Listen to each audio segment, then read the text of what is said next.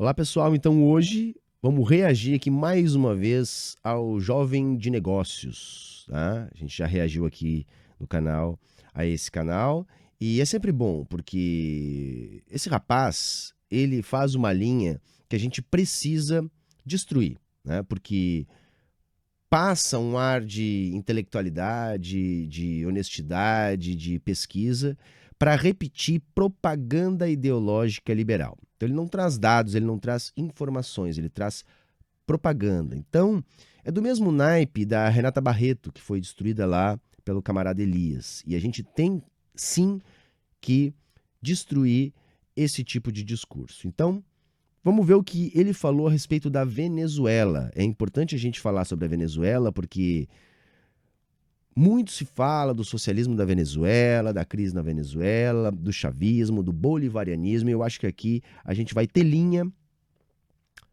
para discutir essas coisas. Então, bora lá, vamos pro vídeo.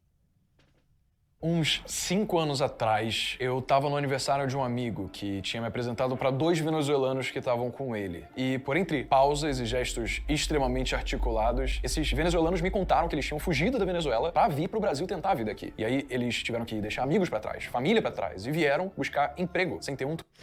Só um pequeno adendo, né? Vejam que ele já começa preparando o terreno com uma carga emocional, dizendo que eram pessoas articuladas, etc e tal, e que vieram fugidos para cá. Estão no bolso. E ano passado, em 2021, eu pela primeira vez fui a Boa Vista, na Roraima. Roraima é um estado que faz fronteira com a Venezuela. E lá é normal que os funcionários de fast food, que barbeiros, que seguranças de shopping, eles sejam venezuelanos. E isso me deixou curioso. Eu descobri que de janeiro de 2017 até março desse ano, o Brasil já recebeu mais de 325 mil imigrantes venezuelanos. E quase 6 milhões de venezuelanos fugiram do seu país para tentar a vida em outros lugares. Isso foi mais de 20% da população da Venezuela que simplesmente abandonou a sua própria nação. Mas por quê? Tantos venezuelanos estão fugindo e tomando medidas drásticas para deixar aqueles que mais amam. Isso é uma característica de país pobre, né? Assim, claro que a crise da Venezuela se aprofundou uns anos atrás bastante, prejudicando bastante a vida da classe trabalhadora lá, e isso acentua esses processos. Mas esses processos das pessoas abandonando os seus países, eles são comuns, né? A gente vai encontrar isso em todos os países pobres em direção a países ricos ou, como no caso da Venezuela para o Brasil, países não tão pobres ou que não estejam numa situação tão complicada. O que a gente tem que ver é que nesse último ano a coisa já começou a mudar um pouco na Venezuela e ao longo do vídeo a gente vai entender por quê, que a coisa está mudando de novo lá e para melhor em alguns sentidos, tá? Mas essa imigração por si só não quer dizer muita coisa. O volume, que é grande de fato, tem a ver com a grave crise que se abateu sobre a Venezuela e a gente tem muita coisa a criticar sobre o modelo venezuelano na administração econômica do Estado. Mas é muito longe do que esse rapaz vai dizer ao longo do vídeo. Vamos acompanhar. E será que o que está prestes a acontecer no Brasil, com as eleições surgindo, pode fazer que o Brasil vire uma nova Venezuela? Isso é uma bobagem, né? Eles já falavam isso há 4 anos atrás. O Brasil vai virar uma Venezuela se o PT ganhar. Se o PT ganhar, o Brasil vai virar uma Venezuela.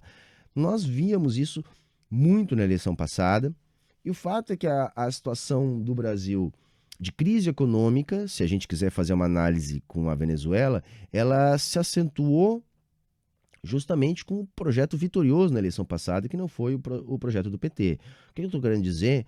Que o governo do Bolsonaro acentuou a crise no Brasil, mas no sentido de deixar o Brasil também numa situação de crise que nem a da Venezuela. Então, se a gente quiser utilizar essa analogia, que é ruim de dizer que o Brasil vai virar uma Venezuela, o Brasil ficou mais perto de virar uma Venezuela no governo do Bolsonaro do que nos governos do PT. Nós também vamos ter tempo de falar sobre isso ao longo do vídeo. Venezuela 2016. Geladeiras vazias, prateleiras empoeiradas. A inflação já se acumula em 800% ao ano. E por conta da desnutrição, 75% da população já perdeu, em média, 19 quilos durante... Eu acho legal esse clima de, olha só, cara, que tristeza, os venezuelanos famintos, né? Nem parece que o Brasil voltou para o mapa da fome justamente nesses últimos 4 anos, né? Nem parece que 120 milhões de brasileiros têm dificuldades ou algum tipo de dificuldade em fazer 3 refeições por dia, né? Nem parece que isso aconteceu justamente nesses últimos 4 anos que ele está defendendo que se continue com esse projeto, uma vez que, segundo ele, se esse projeto não continuar, aí sim o Brasil vai virar uma Venezuela. Vejam a contradição, né? O Brasil voltou para o mapa da fome justamente no governo que ele está defendendo que permaneça, porque é isso, é uma linha auxiliar do bolsonarismo. E ele está querendo dizer que se o Lula voltar, o Brasil vai virar uma Venezuela. Então por isso que ele está começando aí com esses dados da fome na Venezuela, da crise das pessoas perdendo peso. Engraçado que nunca vi nenhum liberal desses comentar, por exemplo, os dados da Rússia em comparação com a extinta União Soviética, onde nós tivemos uma queda na expectativa de vida de 10 anos depois do fim do socialismo. Aí essa galera faz silêncio. A taxa de homicídios está em 90 em cada 100 mil habitantes, sendo que a ONU considera como violência epidêmica qualquer taxa que ultrapasse 10 homicídios a cada 100 mil habitantes. Desde então, esse tem sido o estado da Venezuela durante a pior crise econômica da sua história. O motivo? Esse aí com imagens aleatórias a gente sabe que é uma puta de uma desonestidade, né? Isso aí não é dado nenhum, é simplesmente você pegar umas fotos soltas e mostrar. É só pegar outras fotos de pessoas felizes na Venezuela, botar ali e dizer, olha, essa é a Venezuela, né? Honestidade não é o forte dos liberais, mas vamos seguir. Thomas Sowell disse: o estado de bem-estar social sempre foi julgado por suas boas intenções e não por seus maus resultados. E é verdade. O que é mentira. Não é verdade o que ele está dizendo. É mentira, né? Porque onde se tem uma melhor qualidade de vida no mundo capitalista é justamente nos estados que construíram uma rede de proteção social, welfare state, estado de bem-estar social, né? Então isso é rigorosamente mentira. E a gente tem que chamar liberal no popular, mentiroso. Tem muitas políticas que são admiradas pelas suas boas intenções, mas na prática geram resultados catastróficos para um país. O que aconteceu na Venezuela mostra que é perfeitamente possível destruir um país na boa intenção de tentar consertá-lo, mas, infelizmente, boa parte da população não sabe disso e acabam elegendo esses governantes do bem. Friedrich Hayek percebeu que todos os países que eram compostos por um Estado grande, intervencionista e com uma economia planificada tendiam para o surgimento de um governo tirânico, além de terem sérios problemas econômicos como... Isso aí do Hayek é o seguinte, é aquela ideia da crítica que os austríacos fazem sobre o cálculo econômico. Isso aí já foi refutado lá atrás pelo Oscar Lange, mais recentemente pelo Paul Cockshott, né? E o erro é bem elementar na lógica de quem critica a possibilidade do cálculo econômico sobre o socialismo. Porque é uma ideia de que sem a lógica do mercado não haveriam sinais de mercado para que se estabelecesse o preço das mercadorias. O que é rigorosamente falso, uma vez que sinais de mercado são dados pela demanda. Então, a demanda pode realizar esta função. Então, tem como, por exemplo, emular o leiloeiro valrasiano e conseguir chegar a uma fórmula para o estabelecimento dos preços. Aliás, não foi por causa disso que nós tivemos o colapso do campo soviético. Foi por problemas políticos, não problemas econômicos. E, para além disso, não necessariamente o socialismo precisa de economia planificada. E mais para além disso ainda, né, a Venezuela não tem no bolivarianismo chavista ou no chavismo uma perspectiva socialista. A ideia é de criação de um estado de bem-estar social, uma social-democracia tropical. Então, primeiro ponto é esse. A Venezuela não é socialista, não tem esta pretensão. E mesmo se tivesse, o que o Hayek criticou é, na verdade, uma crítica furada, né? Não tem amparo para se sustentar. Na realidade, gente, esses austríacos, mesmo o Hayek, que é um pouquinho melhor que o Mises, são quase que irrelevantes. E a relevância do Hayek, por menor que seja, está no campo da disseminação da informação e sua obra nesse sentido, né? A crítica ao cálculo econômico não é algo relevante academicamente, porque é, repito, cheio de furos. Já tinha furos lá atrás e hoje, então, com toda a tecnologia de processamento de dados e etc., fica ainda mais fácil de refutar essa teoria do Hayek. Mas, para além disso, a Venezuela não se propõe a ter uma economia planificada. E mais, né, gente, dizer que a concentração do poder econômico do Estado leva à tirania é tão falso quanto nota de R$3, uma vez que Os países capitalistas desenvolvidos basearam o desenvolvimento da sua economia justamente na condução do Estado como o representante dos interesses burgueses, no sentido de desenvolver as forças produtivas. Então, todos os países ricos no capitalismo se desenvolveram com o Estado capitaneando o desenvolvimento. Então, assim, é psicodelia pura, é 100% Gimo. Como, por exemplo, aconteceu com a Alemanha Central, com a Rússia, com Cuba, com o Vietnã e com a Coreia do Norte. Esse mesmo... Viu? Ele comparou aí com países de economia planificada. E em todos esses exemplos, primeiro que a Venezuela não tem essa pretensão de ter economia planificada, e nos países de economia planificada nós não tivemos os problemas econômicos que Hayek disse que nós teríamos. Repito, o problema do liberal é a realidade. Ele tem que fazer uma abstração completa, fugindo da realidade para defender seu ponto. O caminho chegou a ser percorrido tantas vezes, em tantos países em épocas diferentes do mundo, só que gerando sempre os mesmos resultados. Hayek deu um nome para esse caminho: o caminho da servidão.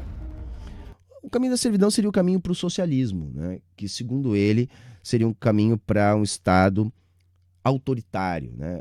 Só que, como todo liberal safado, qual o problema disso? Esse autoritarismo ele é visto em todas as sociedades de Estado, inclusive em todas as sociedades capitalistas. Ademais, essa ideia de servidão também não se verifica a partir do momento que a qualidade de vida melhora para os mais pobres em 100% das experiências socialistas.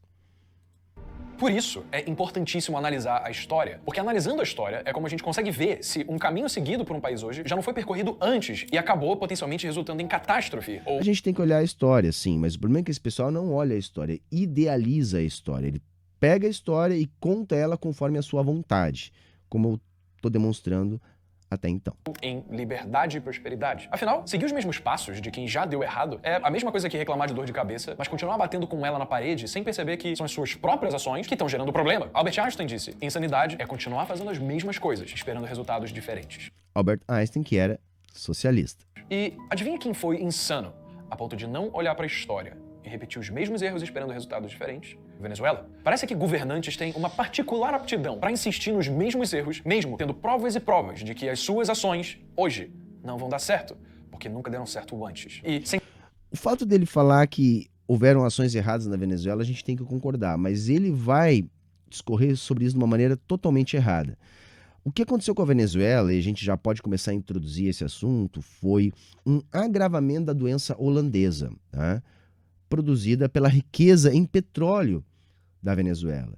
E o erro fundamental do chavismo na condução da política econômica na Venezuela não foi o combate ao imperialismo, não foi a forma como eles conduziram a política popular, a forma que eles fizeram de tentar construir um estado de bem-estar social.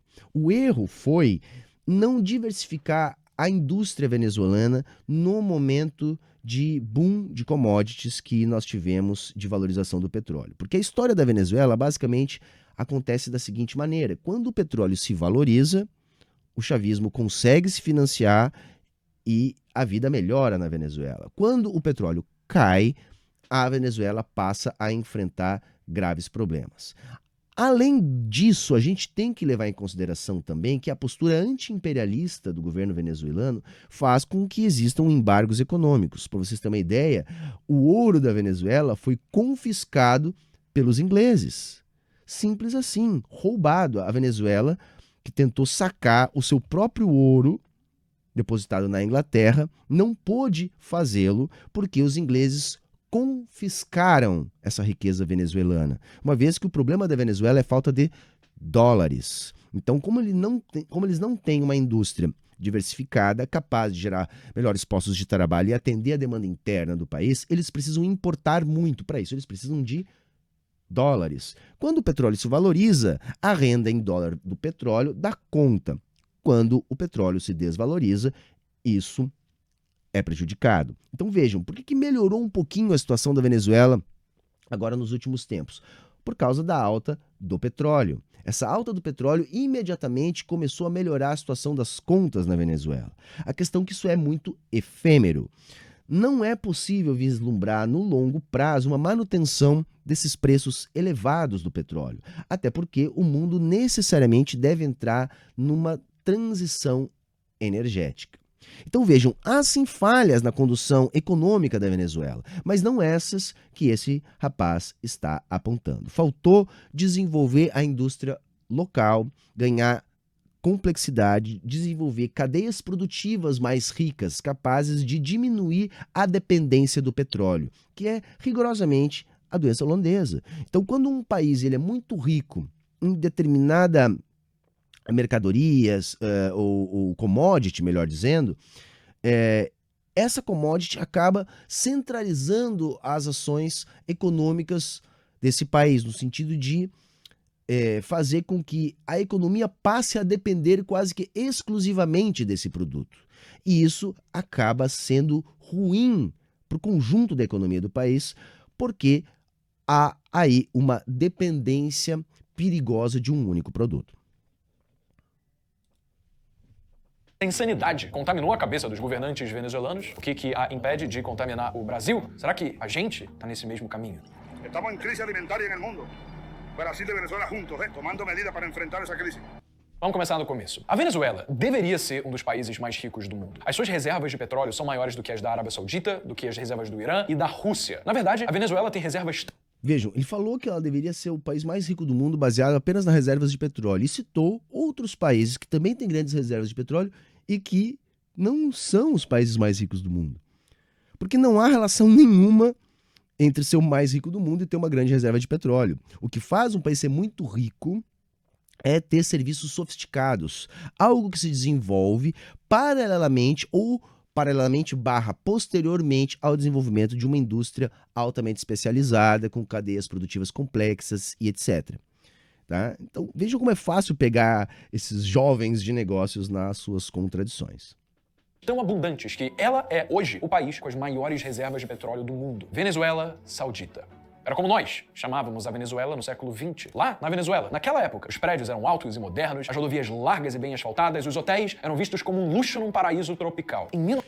E com uma puta desigualdade social, né? A gente tem que pensar o seguinte, os governos democráticos populares, né, mesmo quando não são socialistas, como é o caso do chavismo, eles são sempre ruins para as elites locais. Para a classe trabalhadora sempre são bons. Em 1970, os venezuelanos tinham o maior poder de compra de toda a América. Quase 3 vezes maior que o poder de compra dos brasileiros. Então, o que aconteceu? A principal...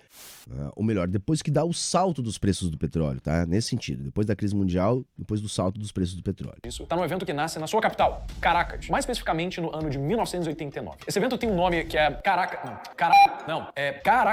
Caracazo foi uma revolta de venezuelanos contra o governo do presidente Carlos Andrés Pérez. Principalmente por conta do aumento do preço dos combustíveis e na passagem de transportes coletivos, que eram problemas que geravam muita impopularidade na época. E aí, com a infelicidade do povo, um homem começou a ganhar rapidamente muita influência na Venezuela, Hugo Chávez, um militar do exército venezuelano que, 3 anos depois, lideraria um golpe de Estado contra o governo de Carlos Andrés Pérez. Isso aí é mentira, tá? Aí... Isso é simplesmente mentira. Mentira.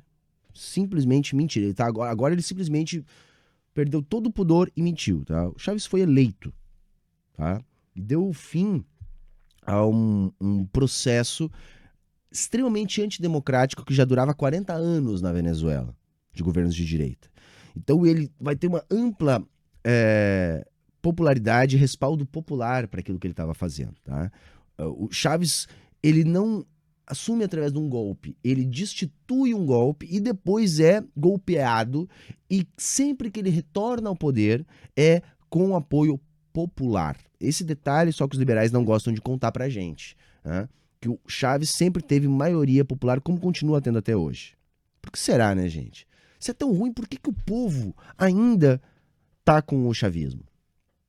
E, em 1998, esse mesmo homem seria eleito um novo presidente da Venezuela. Esse foi o início da transição da Venezuela próspera para a Venezuela de hoje. Hugo Chávez tinha como um dos seus maiores heróis o general venezuelano do século XIX, chamado Simón Bolívar. Bolívar foi um dos principais responsáveis pela independência de vários países da América Latina que eram dominados pelos espanhóis, como, por exemplo, a própria Venezuela. Por isso, Chávez se dizia ser altamente influenciado pelo bolivarianismo, uma ideologia que, de acordo com Chávez, prega um Estado grande, altamente intervencionista e baseado no planejamento central. Te lembra alguma coisa? Não, bobagem, cara. Não lembra nada, tá? Isso é mentira, né? A pretensão chavista não era de planificação econômica, né? E esse papelinho aí do Hayek também não serve para muita coisa, não, né? Tem como fazer analogia com o que aconteceu na Venezuela usando o Hayek e o caminho da servidão. Pois é, mas isso é, no mínimo, contraditório. O Partido Conservador Colombiano, que é liberal, também diz basear suas ideias no bolivarianismo. É que assim, Simão Bolívar foi o libertador da América Espanhola. Se apropriar disso da direita e esquerda é natural, por quê? Porque carrega toda a simbologia da libertação dos povos da América em relação à dominação espanhola. Então isso pode ser aproveitado pelo chavismo ou até mesmo pelos conservadores. A questão é qual a leitura que o Chaves deu para aquilo que ele vai chamar de bolivarianismo. Tá? Desnecessário e desonesta essa parte, né? Assim como todo o resto. Sendo que elas são exatamente inversas às de Chávez. Como Simão Bolívar pode influenciar duas pessoas, uma na Venezuela e outra na Colômbia, simultaneamente, sendo Da maneira que eu acabei de explicar. que elas vão por caminhos completamente opostos. Bom, Hugo Chávez parece ter entendido que a mensagem de Simão Bolívar era de ir pro socialismo, querendo o mesmo tipo de Estado sobre o qual Hayek alertou que, inevitavelmente, Então, quando eles falam de socialismo bolivarianista ou chavista, assim, socialismo é uma palavra polissêmica, gente, tá? Pode ter muitos significados. E nesse sentido, é uma forma de socialismo, que não é a mesma forma do socialismo desenvolvido por Marx e Engels. Tá? Simples assim. Por exemplo, se a gente parar para pensar, o próprio brizolismo tradicional do trabalhismo radical também era socialista, mas é uma outra forma de socialismo. Né? Assim como o chavismo socialista também é outra forma de socialismo. Até mesmo Hitler dizia que o seu partido era nacional socialista. Então, assim, cuidado, tá? Socialismo é polissêmico, pode significar muitas coisas. Então, a gente tem que primeiro parar e compreender qual socialismo que a gente está falando. geraria um governo tirânico e uma série de problemas econômicos. Exatamente pela diferença em relação às ideias originais de Simão Bolívar sobre como governar um país, as ideias de Hugo Chávez ganharam um nome para si próprias, o chavismo. O pensamento chavista era caracterizado principalmente por 3 ideias centrais. A primeira, a união dos estados latino-americanos em um único estado, o que é similar à ideia de Simão Bolívar de fato, de unir as nações hispânicas e formar uma grande nação. Segundo, a implantação do nacionalismo após a união dessas nações. O nacionalismo é a ideia que uma nação deve ser culturalmente congruente, ou seja, ter uma mesma língua oficial, uma mesma etnia, uma mesma história e os mesmos símbolos, o que é comum, pelo menos, em grande parte dos países hoje. E terceiro, uma economia estatal, ou seja, a centralização do poder econômico nas mãos dos... Na verdade, ele tá fazendo uma grande salada de frutas e uma mistureba, tá? Porque, assim, o que o Chaves defendia, de fato, gente, era uma postura para a América Latina anti-imperialista, porque toda a América Latina padecia dos mesmos problemas relacionados à expansão imperialista dos Estados Unidos na região. Né? Desde lá da doutrina Monroe, da América para os americanos, do Big Stick, né? Que toda a América Latina é tida pelos Estados Unidos como o seu quintal. Né? Então é quase que uma obrigatoriedade dos países latino-americanos servir aos interesses econômicos estadunidenses. Nós sempre servimos de trampolim para o desenvolvimento dos Estados Unidos a partir das ações imperialistas deles aqui no continente. Então o que o Chaves advogava, e o chavismo advoga até hoje, é que nós temos essa história em comum, portanto, é para o nosso próprio benefício que devemos desenvolver políticas nacionalistas em relação à expansão imperialista estadunidense na região. Algo que ele está, inclusive, rigorosamente correto. Estado. E aqui que está o maior problema. Com o poder econômico centralizado no Estado, o governo de Chaves fez altos investimentos no setor petrolífero, já que o petróleo, como a gente falou, é o recurso mais abundante do país. E aí, naturalmente, a concentração de investimentos estatais no setor petrolífero torna a Venezuela dependente do petróleo. Afinal, o que ele tem que dizer é o seguinte: a Venezuela já era dependente do petróleo antes. Então, se a gente pode criticar o Chaves por não ter diversificado a economia, a gente tem que lembrar que antes do chavismo isso já existia. A única coisa que mudou foi que o Chaves passou a utilizar os recursos do petróleo para reduzir a desigualdade, investiu nos mais pobres. O que esse jovem desonesto não fala ao longo de todo o vídeo dele é que quando o petróleo estava mais valorizado, no início das políticas chavistas, Hugo Chávez reduziu a pobreza na Venezuela pela metade. Né? Isso é um dado muito importante, que ele simplesmente vai passar batido. Existem países riquíssimos que também são dependentes de petróleo. O problema não surge quando você é abençoado por uma commodity extremamente valiosa para o resto do mundo. O problema surge quando não há uma gestão inteligente dos recursos do governo para investir nesse setor. Como assim? Buscando um desenvolvimento rápido do setor petrolífero, Chaves passou a aumentar artificialmente os salários das pessoas que trabalhavam nesse setor. Não existe esse papo de salário artificial. Isso é puro engodo de liberal, tá? E só reforçando, nenhum país rico é rico por ter uma commodity que capitaneou o desenvolvimento dessa riqueza. Todos, 100% dos países ricos do mundo ficaram ricos com o Estado desenvolvendo a economia no sentido de desenvolver a indústria. A indústria. 100% dos países. Setor, de forma justamente a atrair mais mão de obra para que o setor crescesse mais rápido. Só que mão de obra não surge do nada, ela vem de outros lugares. Então, o que Isso é uma fanfic, agora ele começa uma fanfic, muito engraçado até. aconteceu, na verdade, foi que boa parte da mão de obra do país começa a migrar de todos os outros setores para o setor petrolífero, para que essas pessoas pudessem ganhar mais. O problema disso é que Isso é rigorosamente falso, assim, nos livros mais básicos de economia, mesmo os livros neoclássicos, portanto liberais, a gente já sabe que isso é um problema de acontecer, porque as pessoas não podem se transferir de um setor para outro da economia por uma questão bastante elementar, que é a técnica. Você não consegue transformar um pescador num engenheiro de petróleo e gás. Ele não vai abandonar a pesca para trabalhar no setor de petróleo e gás, pelo menos no setor de engenharia, tá? Claro que eu dei aqui um exemplo extremo para vocês entenderem do que eu tô falando, mas assim, é uma fanfic. Essa parte do vídeo dele é literalmente uma fanfic. ao oferecer salários artificialmente altos para a mão de obra no setor petrolífero, vários dos outros setores da economia ficam Os desabastecidos. liberais gostam de chamar de salários artificialmente altos quando o governo resolve pagar salários que não são de fome para o trabalhador, sabe? Quando não é nível escravidão, aí é artificialmente alto.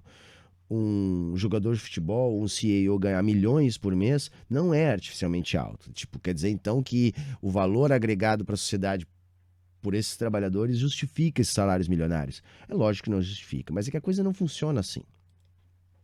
Já que a mão de obra desses outros setores está migrando em massas para o setor do petróleo. Ou seja, as empresas nesses outros setores começam a perder mão de obra e, junto a isso, perdem capacidade produtiva, o que significa que a oferta de produtos e serviços na sociedade cai. Por outro Assim, o que faltou foi o desenvolvimento de setores da economia para diminuir a dependência externa na Venezuela, tá?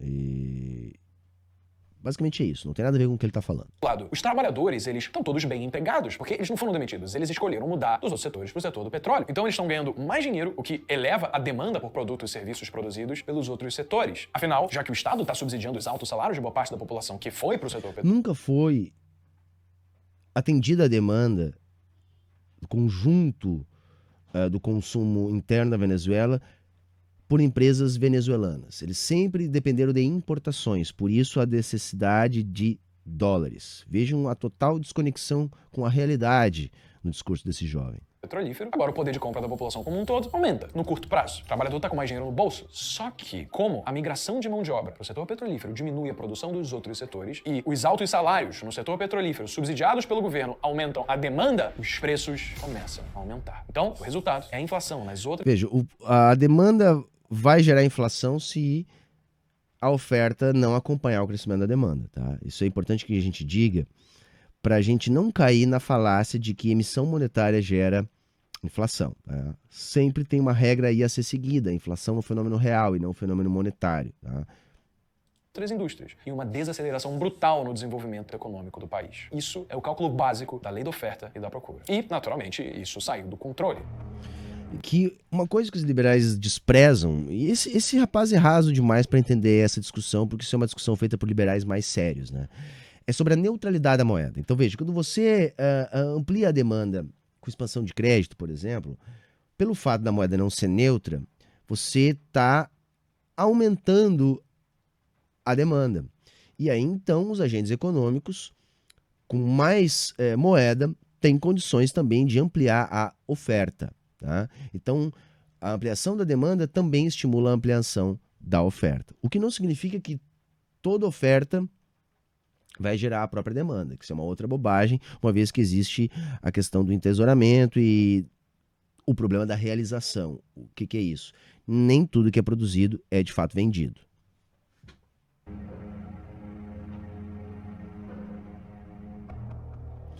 E eu gosto dessas imagens assim. Qualquer cidade do Brasil você pode produzir imagens como essa aí. Qualquer uma, tá? Mas, inclusive em países ricos, você pode utilizar esse tipo de formato para tentar criar algum tipo de comoção. Como uma política típica de um governo interventor em períodos de crise, Hugo Chávez decidiu adotar o tabelamento de preços como medida para impedir que os preços de produtos básicos continuassem Tabelamento de preços é furada, tá, gente? Já disse isso aqui. Eu não defendo isso, eu acho que é uma medida que 100% das vezes dá errado, tá? subindo. O problema de fazer isso é que existe uma correlação entre o preço do produto e a sua quantidade disponível no mercado. Pensa comigo. A partir do tamanho da demanda por um produto qualquer e da capacidade do produtor em atender essa demanda, a mão invisível do mercado, como falado por Adam Smith, dá um preço justo que o mercado entende que aquele produto deve ter. Saca?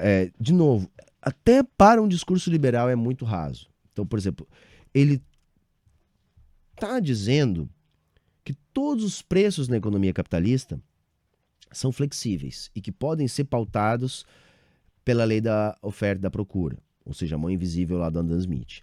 Isso só é verdade em produtos onde a marca não importa, tá? Commodities e alguns produtos da economia. A menor parte da economia capitalista funciona assim.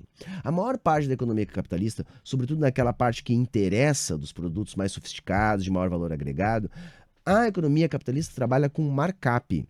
Então, os capitalistas eles não trabalham com mão invisível, eles trabalham com custo de produção mais margem, que é o que a gente chama de markup. Veja, eu não estou nem falando em teoria revolucionária, não estou nem falando sobre perspectiva socialista, eu estou falando aqui estritamente de economia neoclássica liberal, coisa que esses liberaizinhos de internet não alcançam. Mas, quando o preço do produto é arbitrariamente vendido abaixo do seu valor de mercado, porque ele está fixado naquele valor, a demanda aumenta, já que agora há mais pessoas que têm dinheiro para comprar aquele produto que está mais barato depois da intervenção do governo. Em paralelo, a capacidade produtiva do produtor não mudou, ela se manteve a mesma, já que ele não está ganhando mais dinheiro para investir no seu negócio e, com isso, aumentar a sua capacidade produtiva para atender a demanda que não para de crescer. Ou seja... Sabe assim, essas analogias, esses raciocínios, assim, são cheios de furos. Por exemplo, o que tem de claro já pra gente aí? Ele tá desprezando completamente a possibilidade do governo importar. Simples assim. É como se a economia da Venezuela fosse separada do resto do mundo, né?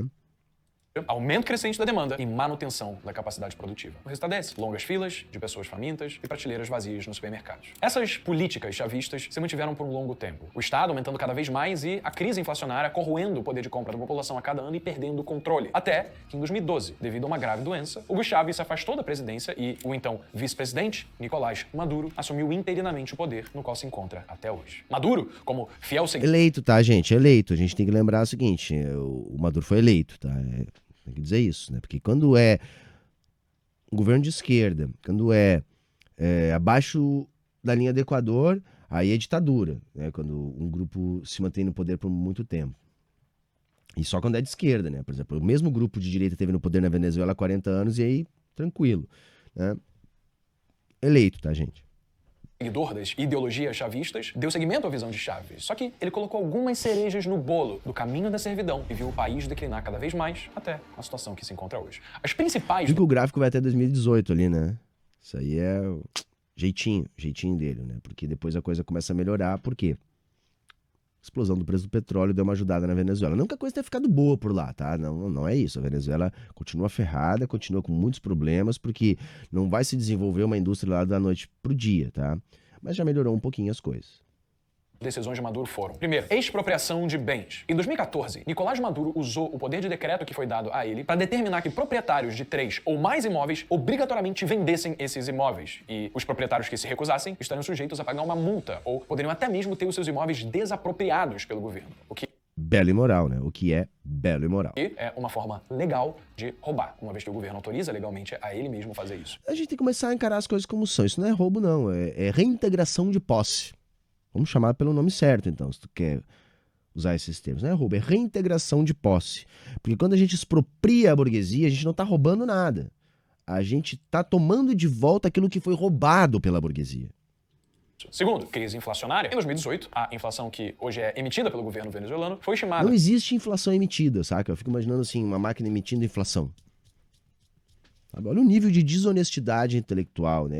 É um raciocínio infantil.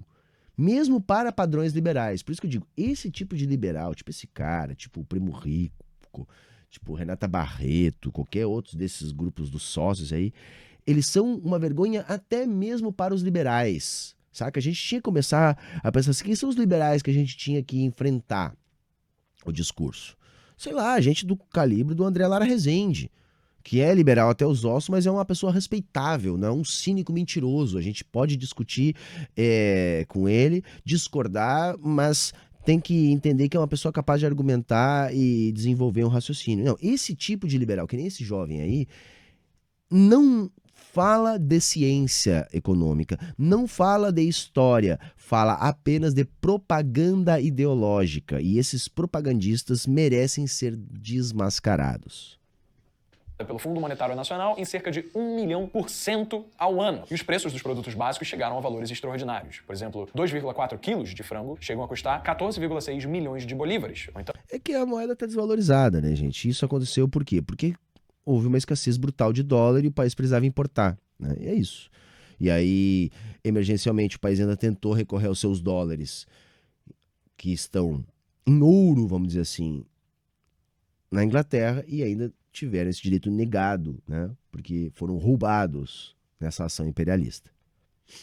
Então, 2,22 dólares americanos na época. O que ainda é 2 vezes maior do que o salário mínimo da época, que era de 7 milhões de bolívares, ou então 1,74 dólares americanos por mês. Pode parecer loucura, mas pensa no seguinte: o orçamento anual da Venezuela em 2007 foi de pouco mais de 50 bilhões de dólares. Só que, se naquele ano você, que tá assistindo agora, tivesse esse dinheiro no seu banco, só que convertido em bolívares venezuelanos, o que daria cerca de 115 trilhões de bolívares na época, em 2021, todo esse dinheiro, que teoricamente nunca poderia terminar, hoje no seu banco, ele estaria valendo 25 centes de dólar. Bizarro, né? Terceiro, escassez de produtos básicos. Para conter a alta dos preços, os produtos como leite, vários tipos de carne, frango, café, arroz, óleo, farinha, manteiga, todos eles tiveram seus preços tabelados. O resultado, como eu já expliquei aqui, é a escassez desses produtos no mercado. Com menos alimentos, mais pessoas passam fome e aí precisam recorrer a outras alternativas, como, por exemplo, ficar longas horas em filas para conseguir um prato de comida, ou até mesmo se degradar a situação de ser obrigado a catar comida no lixo. Quarto, corrupção. Uma pesquisa da Gallup de 2014 anunciou a percepção da população venezuelana em relação ao governo. Em 2012, 26% da população achava o governo completamente instável. Em 2013, 53% da população. O percentual de venezuelanos que percebem a corrupção como generalizada na Venezuela subiu de 63% em 2012 para 70%. Sabe que percepção da corrupção já não é corrupção? E mesmo assim, qual a relação da corrupção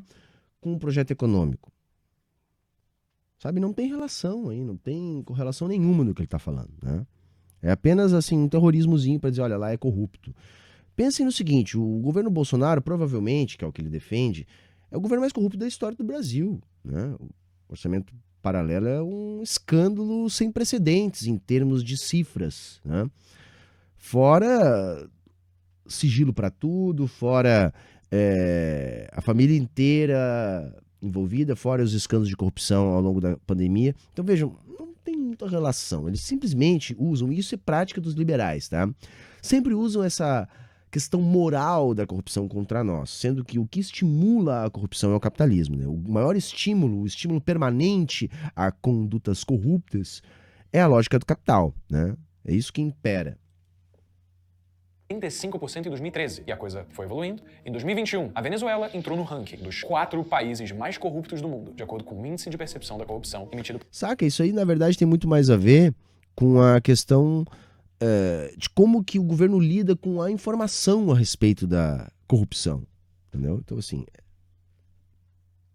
GIMO, né? Diarreia liberal. Pela Transparência Internacional. Venezuela só ficou atrás da Somália, da Síria e do Sudão do Sul. 5. Desemprego. O maior da história da Venezuela. Com a desindustrialização, inflação alta e... Quando ele fala em desindustrialização, parece que a Venezuela era um país industrial antes do chavismo, né? O que é falso, tá, galera? É falso. Então, não pode ter havido uma redução da indústria em função da doença holandesa? Sim, provável, inclusive. Mas vamos ter cuidado, tá? A Venezuela nunca foi um país industrial. Expropriação de empresas privadas por parte do governo, o desemprego chegou a atingir, em média, 18% da população em 2016, o que levou a Venezuela ao posto de país mais... Tem que botar o dado de 2019, 2020. miserável do mundo por 2 anos consecutivos. O segundo país que mais teve desemprego, que foi a Argentina, perdeu 4 vezes menos postos de trabalho que a Venezuela. E hoje, por conta da falta de transparência do governo venezuelano, não há nem dados da taxa de desemprego em 2022. Sexto, crise... Engraçado, o que será que ele pensa a respeito da ausência do censo aqui no Brasil, né? A escuridão que a gente está nos nossos dados desse governo que ele defende. E o censo está sendo realizado agora, tá cheio de furos, né? Tipo assim, os dados que vão ser aferidos por esse censo sequer vão poder ser utilizados depois. Tamanha a bagunça que eles fizeram no IBGE, né? Tamanha a dilapidação do IBGE produzida pela falta de recursos. Então, de novo, eles criticam os outros por aquilo que eles fazem aqui e que eles defendem. Hospitalar. Todos esses fatores, a inflação, a expropriação de empresas privadas, a escassez de produtos básicos, deram origem a uma série de outros problemas em cascata, como, por exemplo, a inacessibilidade a remédios e serviços de saúde precários. E aí, De novo, falta de dólar. pessoas com asma, com câncer, com epilepsia, diabetes e várias outras doenças como essas tiveram que fazer grandes travessias para outros países para conseguirem remédios e tratamento, uma vez que, no seu próprio país, elas não conseguiam. Assim, a expectativa de vida diminuiu, materiais hospitalares como bisturis, seringas e gases, que ficaram muito mais caros por conta da inflação, acabaram ficando em falta nos hospitais. Em 2017, a taxa Por causa da falta de dólares. de suicídio aumentou em 67% entre os idosos e 18% entre menores. Em 2018, uma matéria da Bloomberg transmitia a seguinte mensagem: suicídios aumentam em uma Venezuela sem esperança. O ato desesperado está se tornando comum em uma população atormentada pela hiperinflação, fome e emigração em massa. Nicolás Maduro chegou a culpar um boicote financeiro internacional pelo desastre econômico do seu país. Maduro Que tem um fundo de verdade também, né? O boicote foi bem pesado porque a Venezuela tem enfrentado o imperialismo de maneira muito aguerrida. fala que os seus oponentes internos e externos travaram uma guerra econômica contra ele e culpa o capitalismo pela alta da inflação e escassez de produtos básicos. Mais uma vez, a velha história de quem reclama de dor de cabeça, mas continua. Mas o problema é sim do capitalismo, né? Se não fosse a lógica capitalista global, não haveria essa falta crônica de dólares na Venezuela. Então, assim, claro que não dá para ficar apenas reclamando disso, porque isso é a realidade de todos os países pobres, né? Repito, tem muita crítica que a gente deve sim fazer à condição econômica da Venezuela, tá? Mas não essas que esse jovem está fazendo. Continua batendo com ela na parede. E todos esses problemas convergem para a mesma causa que a gente falou no início do vídeo, identificada por economistas como Friedrich Hayek e o Ludwig von Mises, que perceberam a correlação entre estados de economias intervencionistas e planificadas com governos tirânicos e miséria. Agora, Não tem correlação nenhuma, tá? E, assim, é mentira, é por idealismo. Os países, repito, os países desenvolvidos, todos, 100% deles foi através do Estado que aconteceu esse desenvolvimento. o mais importante é a gente responder. E o Brasil? A que distância ele está desse caminho? A verdade é que existem, resumidamente, duas linhas de pensamento. Uma delas acredita em um Estado grande e interventor na economia, como a Venezuela, por exemplo. E o outro caminho acredita em um Estado limitado em uma economia baseada no livre mercado, como, por exemplo, Singapura, Suíça, Irlanda, Nova Zelândia. Só, Singapura, Suíça, Nova Zelândia, nenhum desses países tem livre mercado em abstrato. Todos os países utilizaram o Estado para desenvolver. Singapura é o exemplo mais grotesco, que eu sempre digo, 80% dos imóveis controlados pelo Estado. O Estado é o grande sócio de praticamente todas as empresas, desde as grandes até empresas de táxis. Até mesmo para comprar um carro, em Singapura você precisa da autorização do Estado. Então vejam o nível de desonestidade desses liberais a citar esses países, que inclusive têm carga tributária superior a nós. Luxemburgo, que fazem parte dos países mais ricos do mundo. Esse é o caminho oposto ao da Venezuela. Onde é que a gente tá? Entre 2002 e 2016, tempo em que o PT governou o Brasil, as relações diplomáticas entre Venezuela e Brasil nunca tinham sido tão próximas. Na verdade, as relações eram mais... Até porque o Brasil sempre teve um saldo extremamente positivo nas suas relações econômicas com a Venezuela durante os governos do PT. Então, além de ser um parceiro de bloco econômico, além de ser um parceiro onde o Brasil é superavitário, tem interesses comuns regionais. Então é absolutamente correto o Brasil se alinhar politicamente no plano internacional a países como a Venezuela. Isso sem se meter nas questões internas da Venezuela, o que as boas práticas da autodeterminação dos povos demandam. do que diplomáticas. Nas palavras do próprio ex-presidente Lula, Hugo Chávez era seu amigo pessoal. Parte dessa amizade vinha do fato de que ambos, Lula e Chávez, compartilhavam da mesma visão política. Adivinha qual? Estado grande, intervencionista, baseado em planejamento central. O Nicolás... Bobagem, né, gente? Bobagem, né? Olha só, planejamento central. Saca? O Lula foi presidente 2 vezes, a Dilma 1 vez e meia. O que a gente teve aqui foi neoliberalismo ou social-liberalismo, na melhor das hipóteses. Quer dizer, o Estado pouco interferindo muito menos do que deveria. Isso é puro terrorismo baseado em mentira. É puro terrorismo baseado em mentira. É grotesco o nível de desonestidade desses caras. Maduro não foi diferente. Em 2013, com a sua eleição presidencial, ele procurou reforçar as relações econômicas e ideológicas com o Brasil.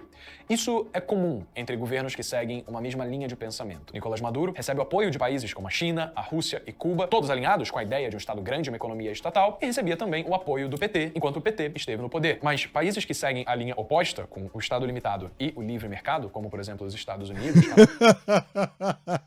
Cara, o livre mercado dos Estados Unidos é lindo, cara. Tenta vender aço pros Estados Unidos. Saca? Tenta vender laranja pros Estados Unidos. Por que que as empresas chinesas não podem comprar empresas americanas no setor de tecnologia? Né? Os Estados Unidos é um dos países mais protecionistas do mundo, quando o assunto é defender a sua economia, suas empresas, seus negócios. Saca? Tem que ter uma cara de pau pra falar uma coisa dessa. Tipo assim, eu vou mentir aqui, ninguém sabe nada mesmo e vai ficar por isso, saca? São sem vergonhas, assim. Depois eu me irrito, a galera fica, porque o Humberto fica puto, mas assim, não tem como não ficar puto. Canadá e outros países europeus, eles não buscam estreitar laços com o governo de Maduro, exatamente por ter uma visão diferente. É assim que Não é funciona. estreitar laços, porque esses países, eles são auxiliares do imperialismo global capitaneado pelos Estados Unidos. Então eles dependem que países como a Venezuela continuem na merda, para que eles continuem tendo a posição que tem na hierarquia geopolítica global. Então eles querem estalar o chicote em cima da gente. É por isso que eles não querem estreitar laços. Porque eles não lucram com isso. As relações diplomáticas. E é por isso que Maduro falou de uma guerra econômica travada contra ele para culpar os problemas do seu país. O Brasil estava do lado de Maduro nessa guerra até 2016 e tinha começado a aplicar medidas muito semelhantes às do chavismo venezuelano nesse período. Isso até o impeachment da Dilma e a chegada do vice-presidente Temer. O aumento do Estado, estatizando empresas privadas, aumentando o custo da máquina pública e impondo barreiras ao livre mercado foram medidas recorrentes no governo do PT. O partido... Saca? Então é ruim estatal. Então por que a Alemanha tem uma das economias mais dinâmicas do mundo, com 4 vezes mais estatais que o Brasil? Saca? Não tem pé nem cabeça o discurso. Chegou a criar, durante o governo Lula e Dilma, 43 empresas estatais que acumularam nos 13 anos de governo petista um rombo de 8 bilhões de reais nos cofres públicos. E existe uma pegadinha aqui, tanto no início do governo Lula Isso aí quanto... é o bingo do prejuízo petista, saca? Funciona mais ou menos da mesma forma que o leilão do genocídio comunista, tá? Você chuta qualquer número aleatório para fazer a mentira que você quer sustentar. No início do governo de Hugo Chávez, houve um crescimento inicial na economia. E esse crescimento inicial é típico desse tipo de política social, já que um governo interventor, ele tende a fazer grandes gastos públicos, o que aumenta o acesso da população a crédito, ele expande a oferta monetária, ele estatiza empresas, aumentando os postos de trabalho e o salário dos empregados, e também, para que ele contenha a inflação a dar as caras, o governo pressiona artificialmente os preços dos produtos para baixo. Tudo isso dá a impressão de aquecer a economia num curto período de tempo. Mas logo depois... Mas tem um curto período de tempo. O Brasil cresceu 10 anos a fio com um superávit primário, que é até uma coisa maluca de imaginar como que o Lula conseguiu isso, né, e com a estratégia petista. E isso é ruim, tipo, o Brasil atingiu ali 4,5% de desemprego, crescendo 7,5% ao ano, o poder de consumo aumentando, a economia crescendo, isso era ruim, Tá ruim. Bom é como tá agora, com 10% de desemprego, 10% de renda a menos para a classe trabalhadora, final dos direitos trabalhistas, extinção da aposentadoria. Agora é que tá bom, né? É uma queda rápida e constante do poder de compra da população. E foi exatamente isso que aconteceu durante todo o governo do PT, como eu mostro com dados no vídeo, porque o real se desvalorizou tanto que você pode acessar clicando. Não acessa porra nenhuma porque é diarreia mental e doses cavalares de gimo. Aqui em cima. Mas, para resumir, quando o aumento da oferta monetária acontece numa velocidade maior do que a produção de bens e serviços, no curto prazo existe uma aparente melhora na vida da população, mas logo depois o poder do dinheiro para todos diminui e todos ficam mais pobres do que antes. Não existe essa correlação, tá? Isso é fanfic, tá? Não é assim que a coisa funciona. Pode acontecer isso como não pode. Depende muito mais de outros fatores e praticamente zero desse fator. O governo de Hugo Chávez, por exemplo, chegou a reduzir em 20% o número de venezuelanos na linha da pobreza no curto prazo, com todas essas medidas e intervenções. Não é reduzir em 20%. Vejam como é filha da puta, tá? Tipo, a pobreza extrema na Venezuela era 40% da população. Caiu para 20, 40 e poucos, caiu para 20 e poucos, ou seja, caiu pela metade. Então ele pegou, tinha 40 e poucos por cento, virou 20%, ele reduziu 20%. É isso, tá? Olha o nível de desonestidade desse jovem, saca? Ele disse 20%, porque de 40 e poucos por cento caiu para 20 e poucos por cento. Então ele olhou ali, né, 40 e poucos para 20 e poucos, pá, 20, diminuiu 20%. Não, meu amigo, foi a metade da pobreza que foi reduzida na Venezuela.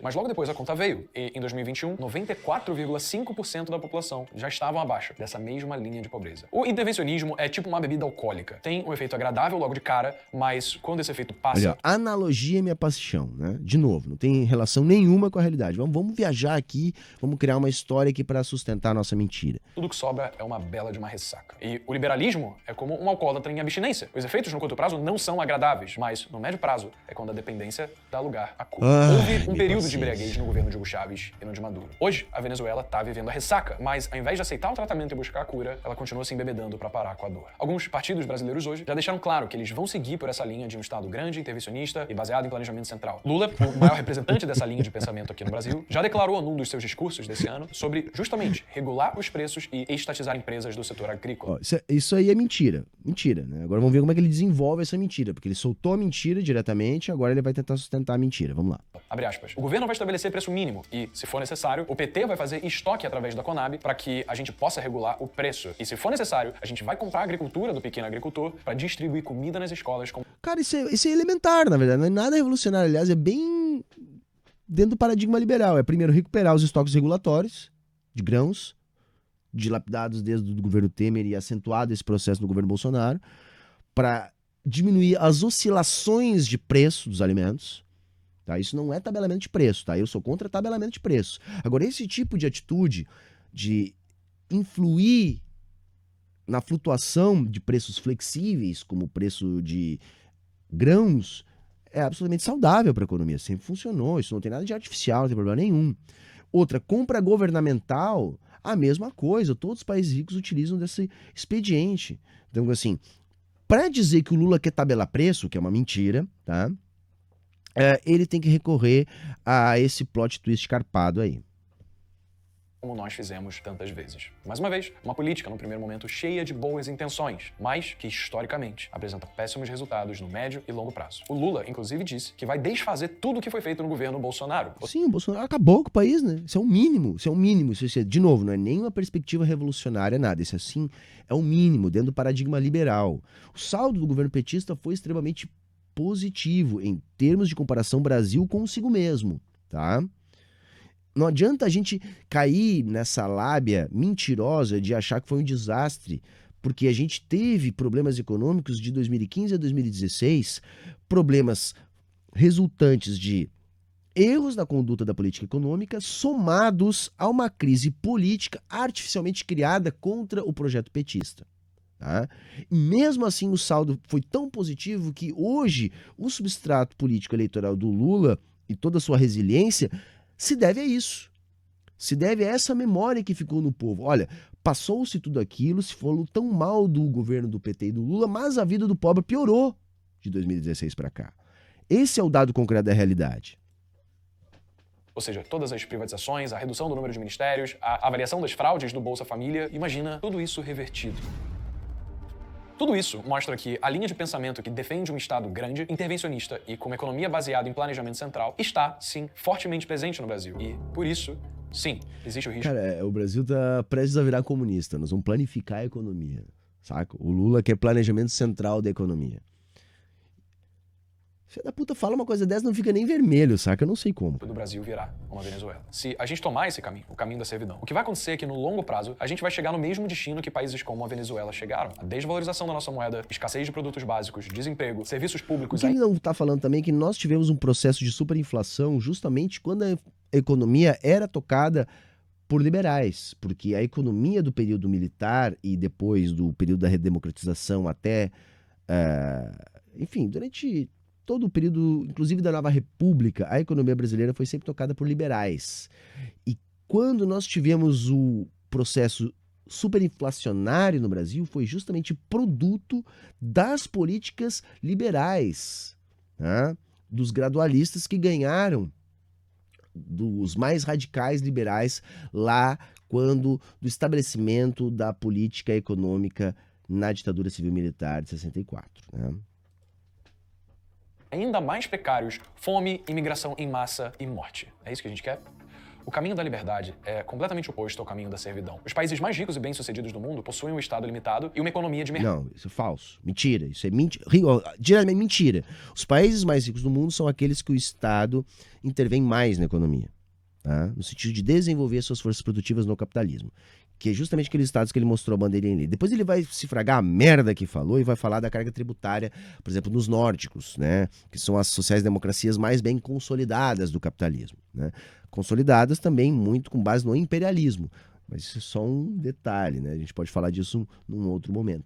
Mas esses países têm estados enormes. É só a gente pegar a carga tributária, o número de estatais, o número de sindicatos. Os trabalhadores são em torno de 80% sindicalizados. E embora em alguns desses países nós não tenhamos oficialmente um salário mínimo, o poder dos sindicatos na construção dos acordos salariais das categorias faz com que haja muita força no poder de barganha dos trabalhadores. Então nós temos muitas estatais, nós temos muitos funcionários públicos, nós temos muitos impostos, nós temos protecionismo excessivo, tá, do Estado às suas respectivas economias, ou seja, é o Estado conduzindo os negócios da burguesia em parceria com o setor privado que faz desses estados ricos. Isso atrelado ao imperialismo na construção de estados de bem-estar social.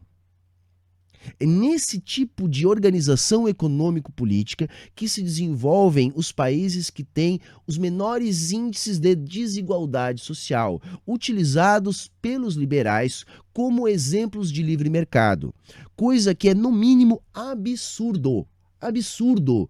Tamanho o nível de interferência estatal em suas economias. Esse ranking de liberdade econômica utilizado pelos liberais não significa rigorosamente nada.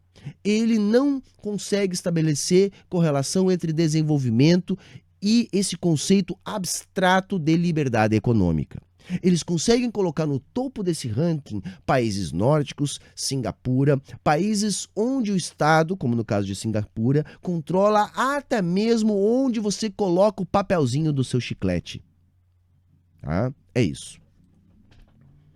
Mercado, onde os preços são controlados pela lei da oferta e da procura e as pessoas são livres para empreenderem e criarem suas próprias oportunidades sem ter medo do Estado expropriar os seus empreendimentos. Menos Estado significa...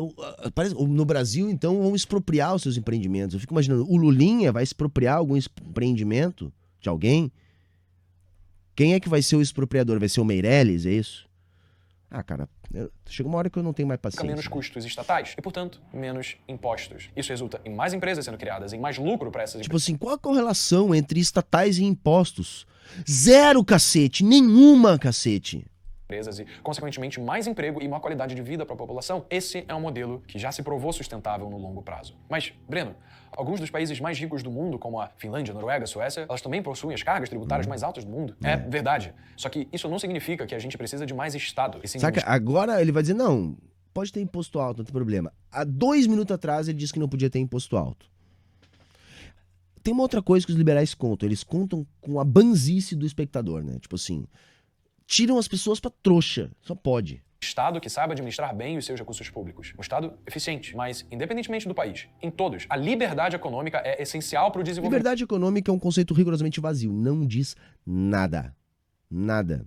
Nada, nada. Não diz nada. É uma categoria absolutamente indeterminada. Não diz nada. Quando o liberal fala em liberdade econômica, ele não tá falando rigorosamente nada. Nada. E maior qualidade de vida dos seus cidadãos. Se um país vai cobrar mais ou menos imposto, isso não tem nada a ver com o nível de liberdade econômica que a sua população tem. Agora me responde o seguinte, onde é mais fácil de ter corrupção? Num grupo de 10 pessoas, onde todas se olham, se conhecem, se monitoram, ou no grupo de 1000 pessoas? Pois é. Vai haver corrupção onde existem, primeiro, mais incentivos à corrupção, mais disputa pelo lucro acima de qualquer coisa, onde houver menos instituições regulatórias e fiscalização da corrupção. O grupo de pessoas, o tamanho de pessoas... para ser utilizado como parâmetro para corrupção, de novo, puta que pariu, cara. Quer dizer, então todo país grande vai ser muito corrupto, por essa lógica, em termos populacionais. Maior Estado maiores as chances de corrupção e dinheiro público sendo jogado fora. A real diferença entre o Brasil e a Venezuela está apenas na distância que foi percorrida nesse caminho da servidão. Nos últimos anos, a gente acabou desviando um pouco desse caminho. Sabe, tipo assim, o caminho da servidão que ele está utilizando, lá do Hayek, é no sentido de caminho para o socialismo, de economia planificada. Olha o tamanho da fanfic. Nem Venezuela, muito menos o Brasil, caminha nessa direção, né? Além do que, como eu expliquei lá no início, a economia planificada também não tem nada a ver com o caminho para a servidão.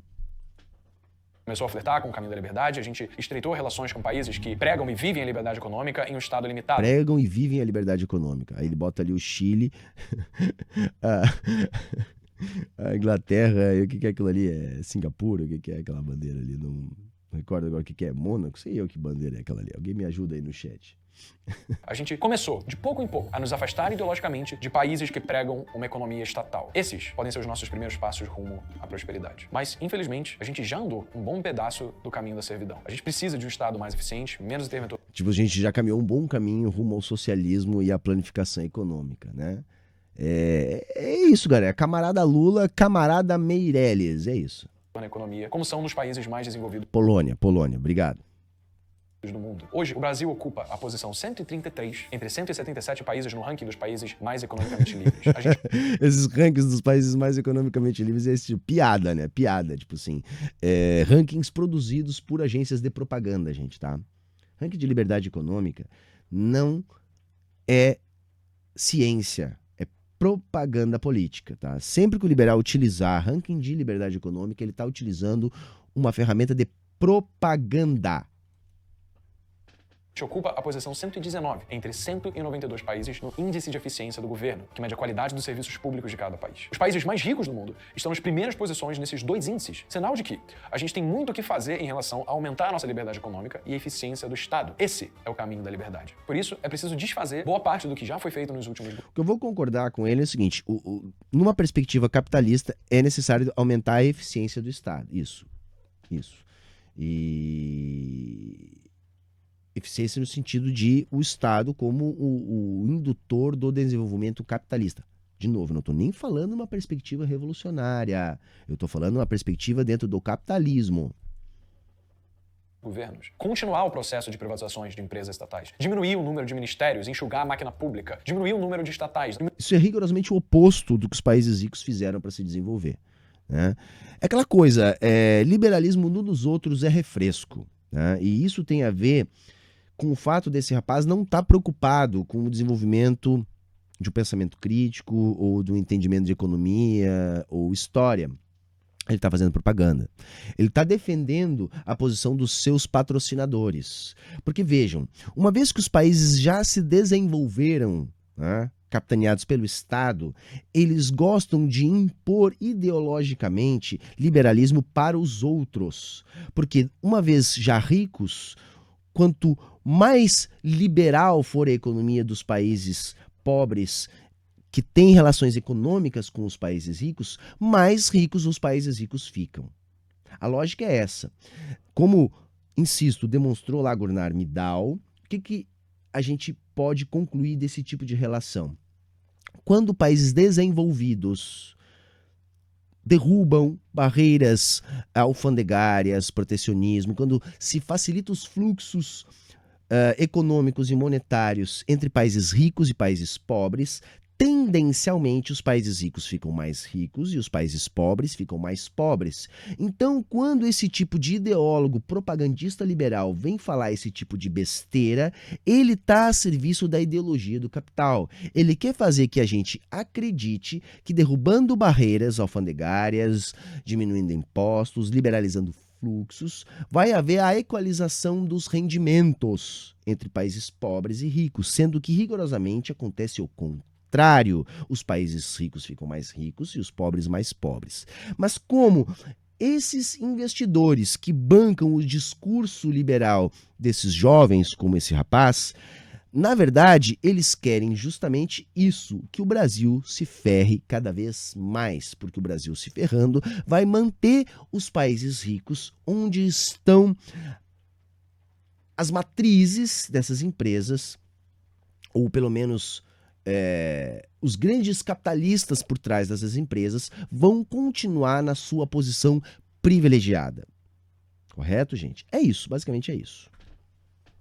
Diminuir desde a burocratização a iniciativa privada e facilitar o empreendedorismo. Todas as medidas que corroborem com cada uma dessas coisas são historicamente provadas.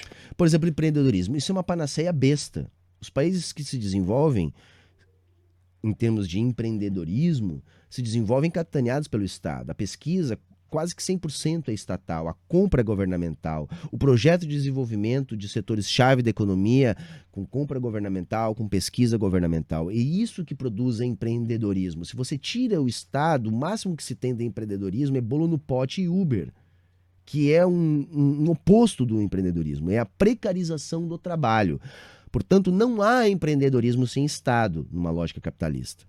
Para levarem um país para prosperidade e liberdade. A gente tem muito o que fazer se quiser colocar esse país no eixo. E a melhor coisa que você pode fazer é ter humildade para aprender o que é bom, o que é ruim para o nosso país. Para isso, o que é bom é a fantasia liberal. Então você tem que ter a liberdade de aceitar a mentira que eu estou contando para você.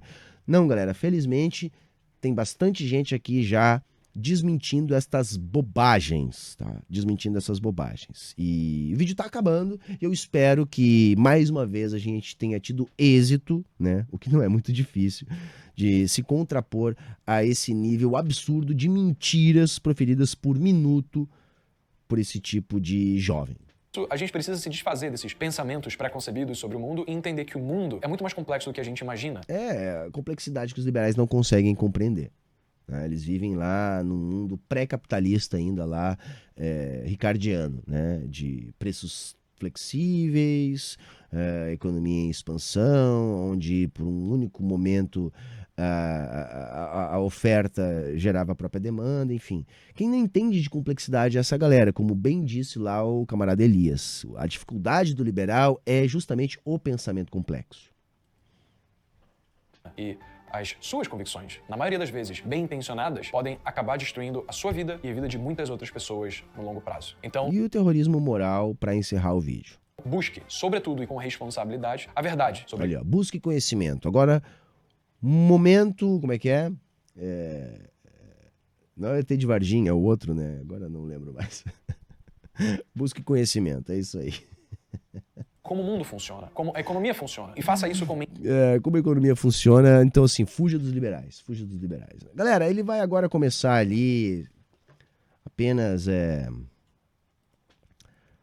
fazer propaganda de si mesmo e encerrar o vídeo com essa propaganda liberal aí. Mas nós vamos ficando por aqui, acho que já valeu a pena, tá bom, gente? A qualquer momento a gente volta com o Tancando o Discurso Absurdo Liberal em algum novo react. Espero que vocês tenham gostado desse.